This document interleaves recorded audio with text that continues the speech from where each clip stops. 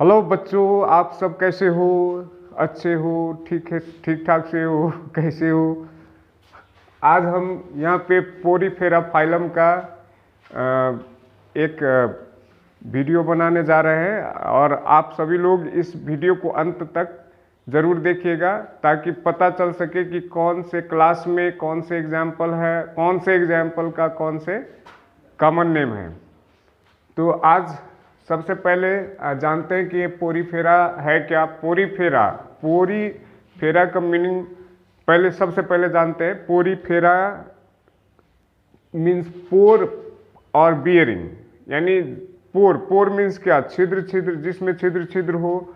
जैसे हम स्पॉन्ज को देखें तो स्पॉन्ज में हमको दिखता है कि बहुत सारे छिद्र होते हैं, बहुत सारे होल्स होते हैं। उसी होल्स को हम पोर्स कहते हैं। और फेरस का मीनिंग होता है बियरिंग, यानी ऐसा एनिमल जिसमें पोर्स हो, बहुत सारे पोर्स हो, तो उन एनिमल को हम बोलते हैं पोरीफेरा। और पोरीफेरा इसीलिए इसको एक ग्रुप ही बना दिया गया है, इसको एक फाइलम बना दिया गया है, पोरीफेरा फाइलम।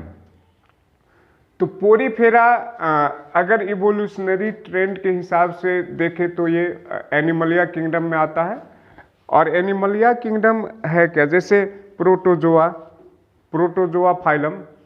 तो प्रोटोजोआ फाइलम भूस्कोलवा था, उसमें जो जीव सब थे वो सब के सब भूस्कोल थे, है ना। भूस्कोल मतलब ऐसे कि उसको कुछ स्पेशलाइजेशन नहीं था, उसमें कुछ ऐसा नहीं था कि चलो इस से ये करते हैं, रेस्पिरेशन करते हैं, इसे एक्सक्रीशन करते हैं, इसे हम लोकोमोशन करते हैं, ऐसा कुछ नहीं था। लेकिन इसीलिए वो जब इवोल्यूशनरी ट्रेंड में चला तो अपने आप को इवॉल्व किया पोरीफेरा में।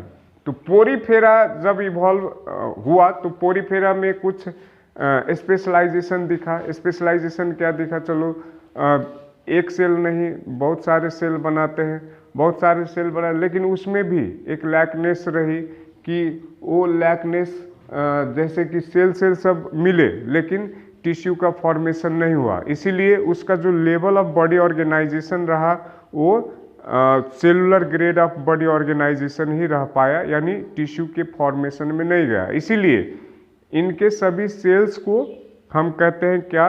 रिपब्लिक ऑफ द सेल्स भी बोलते हैं इनको, इनके सेल्स को। और इसी सेल यानी कोई भी सेल एक आपस में कोऑर्डिनेट यानी क्लोजली कोऑर्डिनेट नहीं कर पाया, इसीलिए यहाँ पे क्या बन गया? पोर बन गया, बीच बीच में पोर बन गया। और पोर बनने के कारण ही इनको पोरीफेरन कहा गया और इसीलिए इसको पोरीफेरा फाइलम में रख दिया गया। तो इसका बॉडी ऑर्गेनाइजेशन हम लोग जान गए कि ये बॉडी ऑर्गेनाइजेशन क्या दिखा रहा है? Cellular grade of body organisation, यानी इसमें टिश्यू का फॉर्मेशन नहीं हुआ। Cellular grade of body organisation. और फिर इसका सिमेट्री अगर जानने का प्रयास करेंगे तो सिमेट्री इसका रेडियल भी हो सकता है, किसी का नहीं भी हो सकता है, एसिमेट्री भी कोई हो सकता है। और जैसे अगर जर्मिनल लेयर की बात करें तो ये डिप्लोब्लास्टिक ही कहलाएगा। और अगर बॉडी कैविटी की बात करें तो यहाँ पे बॉडी कैविटी नहीं है। तो चलते हैं अब क्लासिफिकेशन की ओर। इसमें क्लास 3 क्लास है, एक कैलकेरिया क्लास, एक डेमोस्पोंजिया क्लास, एक हेक्साक्टिनेलिडा क्लास। एक कैलकेरिया क्लास और एक हेक्साक्टिनेलिडा क्लास, एक डेमोस्पोंजिया क्लास। तो क्लास कैलकेरिया, क्लास हेक्साक्टिनेलिडा और क्लास डेमोस्पोंजिया, ये खास करके क्लासिफिकेशन का जो बेसिस है, एक बेस आधार कि कैसे इस क्लास को हम कैलकेरिया ही बोलेंगे, कैसे इनको हम हेक्साक्टिनेलिडा ही बोलेंगे, कैसे इनको हम डेमोस्पोंजिया ही बोलेंगे। तो इसका आधार है एक स्पाइक्यूल्स का कंपोनेंट्स, जैसे कि यहाँ पे स्पाइक्यूल्स का कंपोनेंट कैलकेरिया में कैल्शियम कार्बोनेट से बना हुआ है।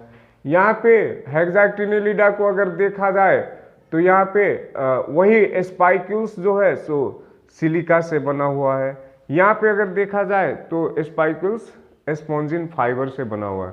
तो इस हिसाब से कुल क्लास कितने हो गए, 1, 2 और 3, यानी 3 क्लास है। और इन तीनों क्लास में एग्जाम्पल तो ऐसे बहुत सारे हैं, लेकिन जो चर्चित एग्जाम्पल जो सुपरस्टार है ना, सुपरस्टार, तो सुपरस्टार को लोग ज़्यादा जानते हैं और ज़्यादा चर्चा में भी वो रहते हैं, इसलिए हम इन्हीं एग्जाम्पल पर चर्चा आज करने जा रहे हैं। और एग्जाम्पल तो बहुत सारे हैं, तो इन एग्जाम्पल को अगर एक ही वक्त में अगर मेमोराइज किया जाए, इसको तो मेमोराइज करना ही है, बिना मेमोराइज करके इसको आप जान नहीं सकते। इसको आप अगर कोई कम्पिटिटिव एग्ज़ाम जैसे कि मेडिकल MBBS के एंट्रेंस एग्ज़ाम में अगर आ जाए क्वेश्चन कि चलो जैसे फॉर एग्जांपल आ जाए कि बोरिंग स्पॉन्ज किसको बोला जाता है, तो बोरिंग स्पॉन्ज यहाँ पे हम देख रहे हैं कि बोरिंग स्पॉन्ज क्लियोना, यहाँ पे क्लियोना लिखा हुआ है कि क्लियोना साइंटिफिक नेम है और उसी का कॉमन नेम है बोरिंग स्पॉन्ज।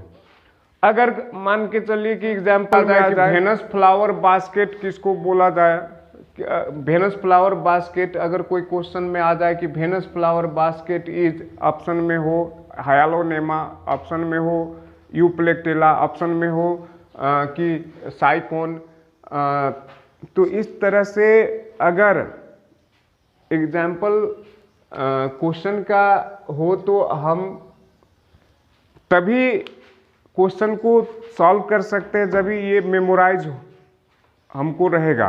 तो मेमोराइज करने के लिए अगर सीधा साधा तरीका से अगर मेमोराइज करने के लिए चले तो ये हमको बहुत ही पैनिक कर देगा।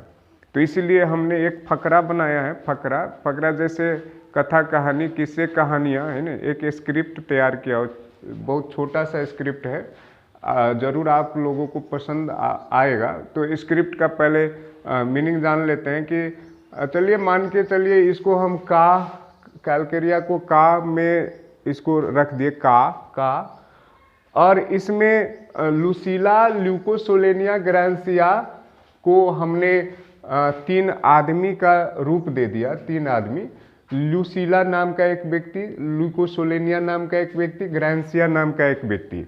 और यहाँ से हमने कला को उठा लिया, क्लैथरीना से कला को उठा लिया, और यहाँ पे साइको को उठा लिया, साइको, और यहाँ से अर्न को उठा लिया। तो यहाँ पे एक स्क्रिप्ट बनता है कि का हो लुसीला ल्यूकोसोलेनिया ग्रांसिया कला दिखा के साइको तरीका से अर्न करते हो।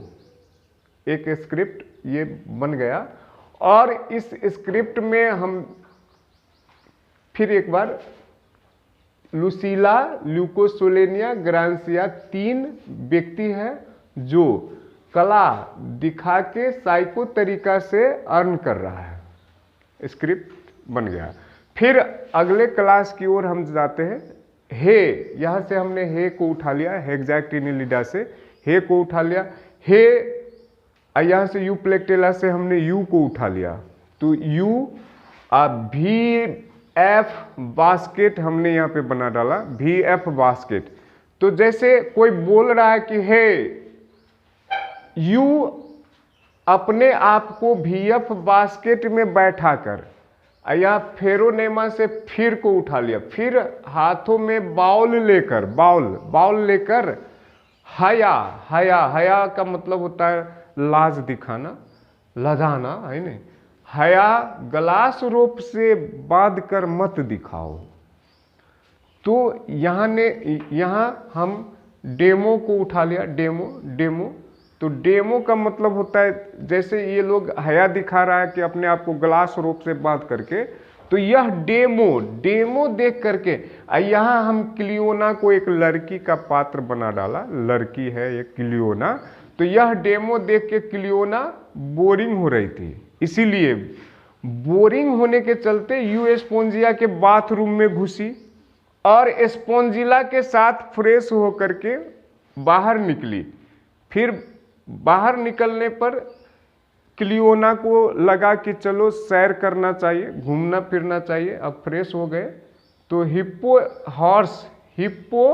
हॉर्स पे चढ़ के वो सैर करने लगी। तो उसी क्रम में अब क्लियोना को भूख लगने पर अब वो कहीं रुकी तो वह दुकानदार का नाम था हेलिकोंड्रिया।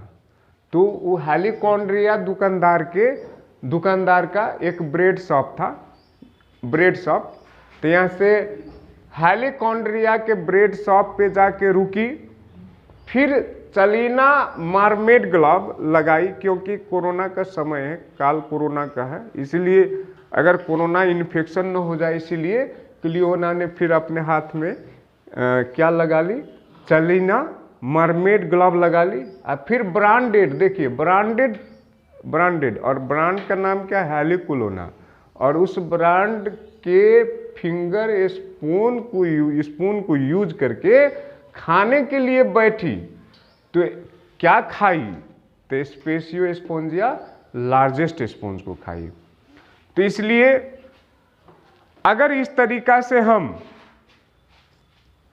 एग्जाम्पल को मेमोराइज करते हैं तो हमको लगता है कि जैसे कोई भी दिक्कत नहीं होगी और नहीं आनी भी चाहिए। और ये एग्जाम्पल आप जैसे NET के एग्ज़ाम हो, एम्स के एग्ज़ाम हो और बहुत सारे ऐसे कॉम्पिटिटिव एग्ज़ाम हो, जैसे नेपाल का कॉमन एंट्रेंस एग्ज़ाम हो, अभी का जो कॉमन एंट्रेंस एग्ज़ाम है उसमें भी ये रिकॉल टाइप के क्वेश्चन जो है, जो 30% नेपाल के कॉमन एंट्रेंस एग्ज़ाम में ऑक्युपाई करता है 30% पोर्शन, तो उसमें ये आ सकता है, उसमें भी ये बेनिफिशियल होगा। इसीलिए फिर एक बार ये स्क्रिप्ट को पढ़ते हैं और स्क्रिप्ट को पढ़ के एग्जाम्पल को कैसे मेमोराइज किया जा सकता है ये एक बार फिर देखते हैं। तो इसमें फिर एक बार का हो लूसीला लुकोसोलेनिया ग्रांसिया कला दिखा के साइको तरीका से अर्न करते हो। फिर हे यूं अपने आप को VF बास्केट में बैठाकर फिर हाथों में बाउल लेकर हया ग्लास रोप से बांध कर मत दिखाओ। यह देखकर क्लियोना नाम की लड़की बोर हो रही थी, इसीलिए यू स्पोंजिया के बाथरूम में घुसी। फिर स्पोंजिला के साथ फ्रेश होकर के निकली और हिप्पो हॉर्स पे चढ़ के सैर करने लगी। सैर करते वक्त भूख लगने पर हेलिकोंड्रिया दुकानदार के ब्रेड शॉप पे जाके बैठी। फिर कोरोना के चलते चलीना मरमेड ग्लव लगाई और हेलिकुलोना ब्रांड का फिंगर स्पून ली और खाने बैठी स्पेसियो स्पोंजिया लार्जेस्ट स्पॉन्ज को। तो इतने से हम ये सारे चर्चित सुपरस्टार एग्जाम्पल को हम मेमोराइज कर सकते हैं।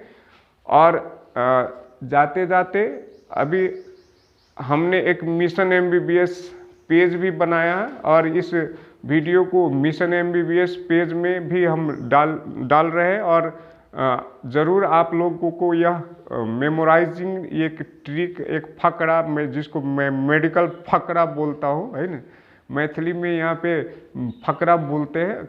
और जैसे बच्चे लोगों को किस्से कहानियाँ सुनाते हैं, ऐसे ही एक ये फकरा है, मेडिकल फकरा। और दिस फकरा is sponsored by the mission MBBS। अगले वीडियो में हम लोग फिर मिलेंगे ऐसे ही एक मेडिकल फकरा के साथ। और ये मेडिकल फकरा होगा फाइलम सिलेंट्रेटा का, और उसमें भी बहुत सारे चर्चित एग्जाम्पल, सुपरस्टार एग्जाम्पल सब है जो बारंबार हम देख सकते हैं कि NET एग्जाम और जैसे इंडिया के एम्स एग्जाम में और जैसे और एग्जाम में, और यहाँ पे नेपाल के पहले IOM के एग्जाम में भी पूछा जाता था। और अभी जो कॉमन एंट्रेंस एग्जाम है इसमें भी रिकॉल टाइप के जो एग्जाम जो क्वेश्चन है उस क्वेश्चन के लिए भी बेनिफिशियल रहेगा। तो अगले वीडियो में हम एक सिलेंट्रेटा का बनाएंगे और आप लोग जरूर उस को देखिएगा और जरूर पसंद भी आएगा। और इसीलिए हमारे YouTube चैनल को भी लाइक और सब्सक्राइब करते रहिएगा। हम लोगों को ऐसे ही मतलब हौसला देते रहिएगा। और आप अपने लिए एक मतलब एग्जाम्पल का जो याद करने का अभी तक जो आपने तरीका अपनाया होगा वो आप लोगों को पैनिक कर देता होगा, लेकिन हमको ये लग रहा है कि आशा है कि ये पैनिक नहीं करेगा, ये जरूर आपको इंटरटेन करेगा। और इतना कहते